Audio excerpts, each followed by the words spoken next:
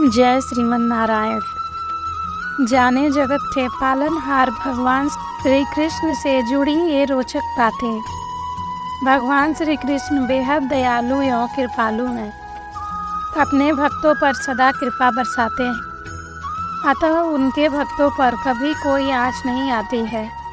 इतना ही नहीं, मृत्यु के उपरांत कृष्ण के भक्तों को मोक्ष यानी वैकुंठ की प्राप्ति होती है। भगवान श्री कृष्ण एवं श्री जी की पूजा करने से साधक को परम आनंद की अनुभूति होती है। साथ ही जीवन में व्याप्त सभी प्रकार के कष्टों से मुक्ति मिलती है। बुधवार का दिन जगत के पालनहार भगवान श्री कृष्ण को समर्पित होता है। इस दिन भगवान श्री कृष्ण संग जगत जननी राधा रानी की पूजा की जाती है। साथ ही मनोवांछित फल की प्राप्ति हेतु व्रत रखा जाता है। भगवान श्री कृष्ण बेहद दयालु एवं कृपालु हैं। अपने भक्तों पर सदा कृपा बरसाते हैं, अतः उनके भक्तों पर कभी कोई आँच नहीं आती है। साथ ही जीवन में व्याप्त सभी प्रकार के शारीरिक एवं मानसिक कष्टों से मुक्ति मिलती है। लेकिन क्या आपको पता है भगवान श्री कृष्ण कितनी बार भूलोक पर भोजन प्राप्त किए हैं? आइए भगवान श्री कृष्ण की जीवन से श्री कृष्ण से जुड़ी ये रोचक बातें। सनातन शास्त्रों में निहित है कि भगवान श्री कृष्ण ने वैकुंठ में भूलोक या भूलोक से प्राप्त अनाज से 3 बार भोजन ग्रहण किया था।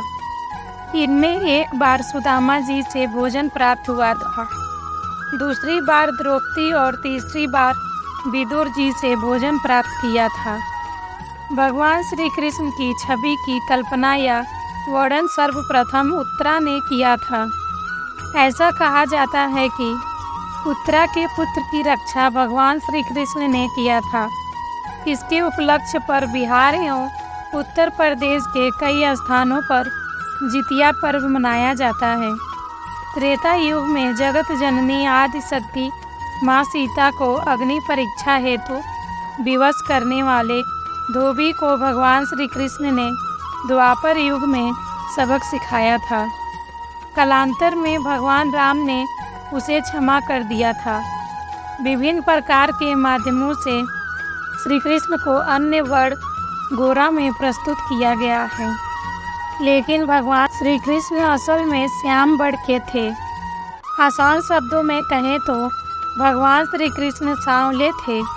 शास्त्रों में वर्णित है कि त्रेता युग में वानरों ने भगवान श्री राम की सहायता माता जानकी को रावण के चंगुल से बचाने के लिए किया था।